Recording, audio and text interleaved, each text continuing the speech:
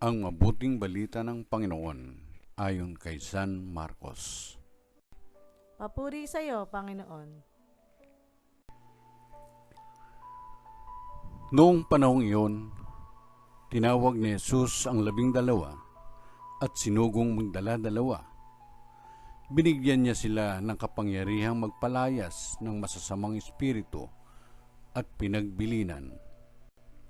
Sa inyong paglalakbay, huwag kayong magdala ng anuman, maliban sa tungkod, ni pagkain, balutan, salapi sa inyong lukbutan, o bihisan, ay huwag kayong magdala.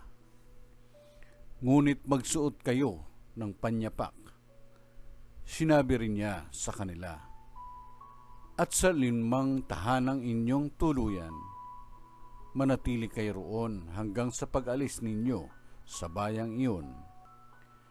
Kung ayaw kayong tanggapin o pakinggan sa isang dako, umalis kayo roon at ipagpag ninyo ang alikabok ng inyong mga paa bilang babala sa mga taga roon. Kaya tumayo ang 12 at nangaral sa mga tao na pagsisihan nila at talikdan ang kanilang mga kasalanan. Pinalayas nila ang maraming demonyo sa mga inaalihan nito. Pinahira nila ng langis at pinagaling ang maraming may sakit.